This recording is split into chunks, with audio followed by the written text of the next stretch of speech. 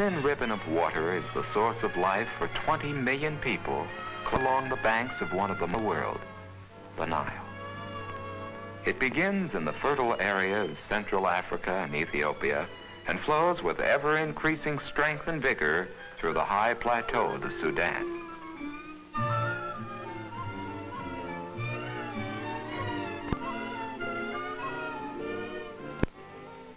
Its two main branches, the White and the Blue Nile, join at Khartoum. After passing a series of cataracts, the Nile reaches Egypt and the temple at Abu Simbel. The family of Ramses II watched over the river for 3,000 years, years that saw Ramses' kingdom become a memory.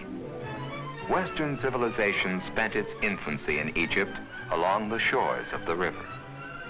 But Egypt is struggling for a new and modern life.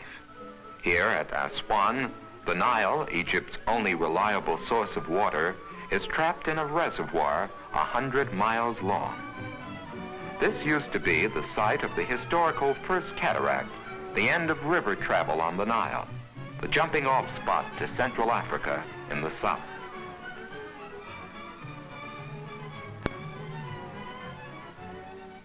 Here, like nearly everywhere else in Egypt, the people live close to the waters of the Nile.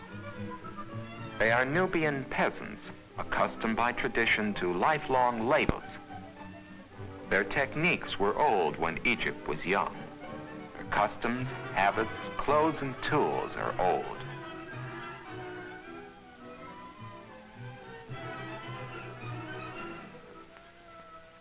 Their only wealth is the livestock that shares their mud homes.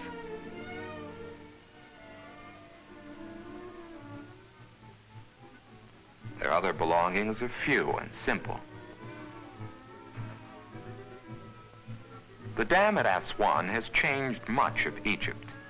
In the more than 50 years it was built, Bedouins from the desert have grown accustomed to crossing it on their way to the markets and streets of the city. As in most of the settlements of Egypt, the faces in the marketplace may have changed in the last few thousand years, but the buying and selling remain the same.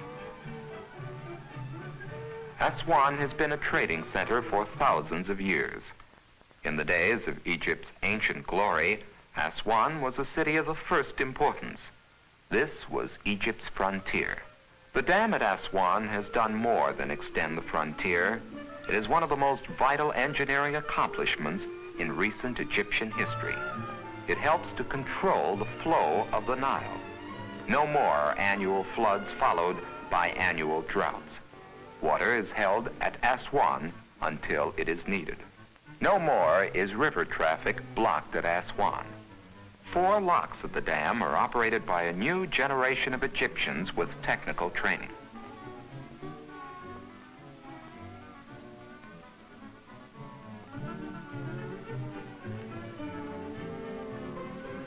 Along the broad course of the river, most of the goods of Egypt move on their way to markets.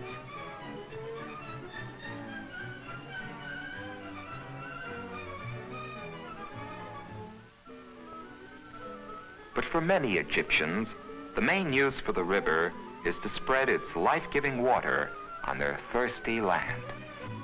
Since the dawn of history, the fellahin, the farmers of Middle Egypt, have known the back-breaking labor of moving water to arid fields. Little has changed over the centuries. Hand labor in flat, irrigated fields still produces most of Egypt's crops. Where water can be brought to the soil, the land is fertile and productive. But parts of the valley are limited by steep sandstone cliffs, which confine irrigation. In some cliffs can be found the Egyptian limestone, which has been famous for centuries. Few modern tools have been adopted by the limestone workmen. Again, most of the labor is still done by hand.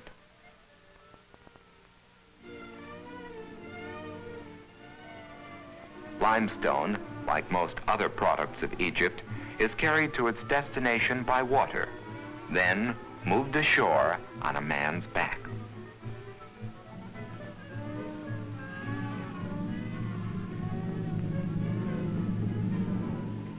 The Nile is truly the river of life in Egypt and has been since men came to this land. In the whole length of the Middle Egyptian River Valley can be found the remains of civilizations that were dying when Rome was the center of the world. At Luxor, Thebes, and Memnon, there was a highly developed and flourishing civilization when the woodlands of Europe were thinly peopled with savage tribesmen. These ancient civilizations, too, were clustered along the narrow valley of the Nile, at some places 15 miles across, at others only a few hundred yards wide.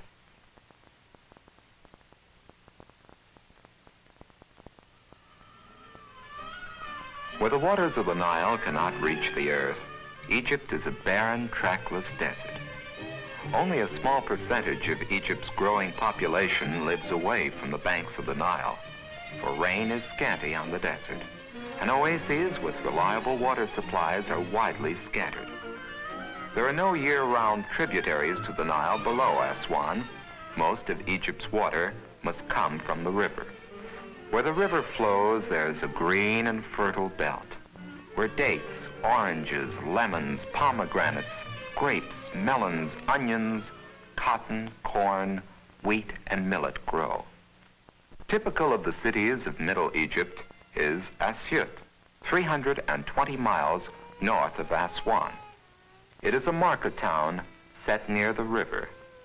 You might think, to look at it closely, that you had somewhere lost a few centuries and were living in the past. Except for a few people wearing modern clothes, you could believe that this was a city waiting for the Crusades to begin.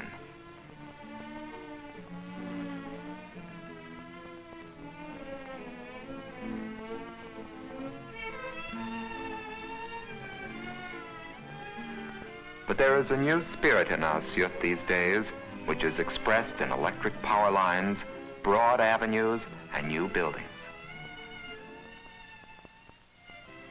At Asyut, you can find a kind of dam called a barrage, which holds up the level of the Nile water so that nearby farmers can irrigate their fields even during the dry season. There are several barrages along the Nile.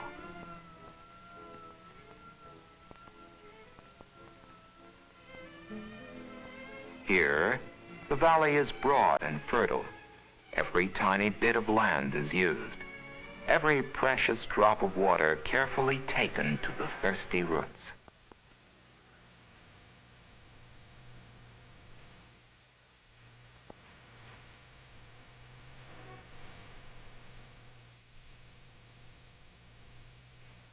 When Moses fled out of Egypt, this kind of water wheel may have been used in this same spot.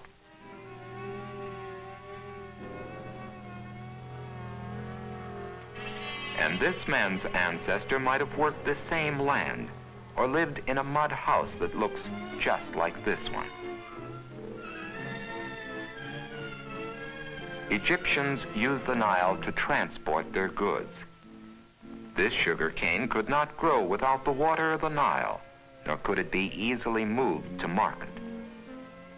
But the small sailboat brings it to a small market town, and the cane is landed by hand.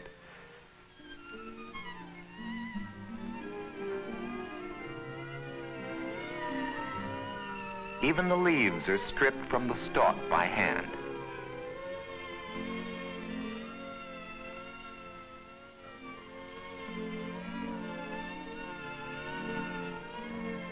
"250 miles downriver from Asyut stand the world-famous pyramids at Giza.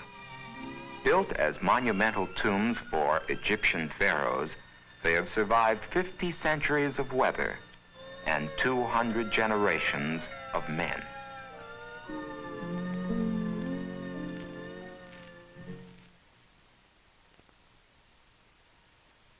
Near them, the largest and best known of Egypt's sphinxes stares 8 miles across the river at Egypt's biggest city, Cairo, the capital.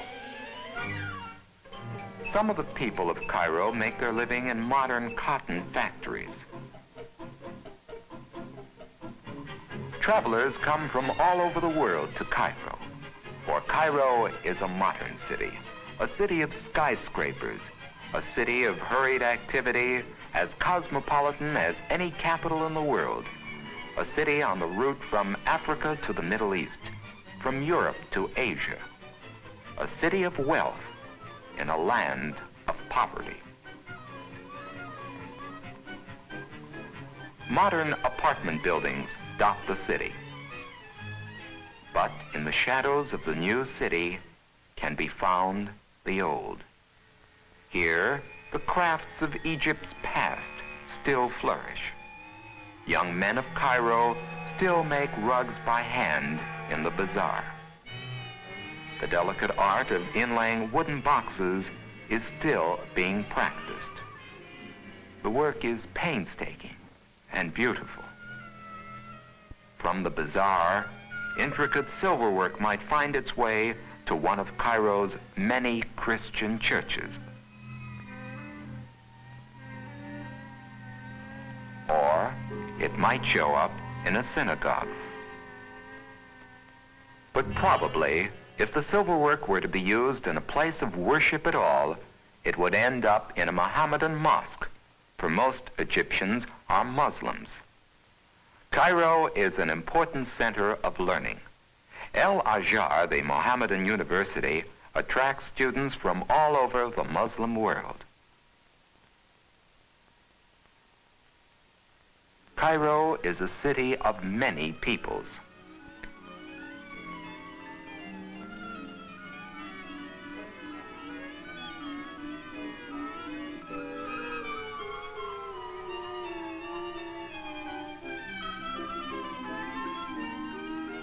And Cairo is a center of transportation. The most widely used form of travel in Egypt is by boat.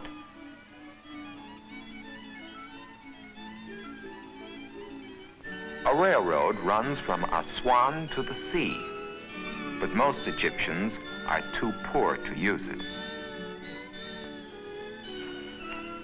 Cairo has been called the diamond in the handle of the fan of Egypt. It's easy to see why when one leaves the city by air. For near Cairo, the Nile splits into several channels, forming a fan-shaped delta interlaced by waterways. This is probably the most fertile land in the world, but most of it is overcrowded. Most of Egypt's annual production of millions of bushels of corn, wheat, and rice comes from the delta land. Egypt grows 6% of the world's total annual cotton production. Egyptian long staple cotton, blooming here, has been valued for its soft and sturdy qualities by cloth makers all over the world. Sugarcane grows in the delta. In every field, peasants gain a hard-won living from the soil. Crops for export find their way to Alexandria, one of the most valuable seaports in the world, the key to the fruitfulness of the Nile Valley. Here, too, is a modern city built around its shipping business. 4,000 ships a year come and go from Alexandria. They carry out some of the exports of Egypt, like tobacco and rice. But the most valuable export by far is raw cotton. Cotton for the hungry looms of more industrial nations. Finally, the Nile loses itself in the sea. But Egypt does not end here, for to the east in Egypt can be found one of the most vital waterways of the world, the Suez Canal. Over 10,000 ships a year take this short water route from Europe to the Far East.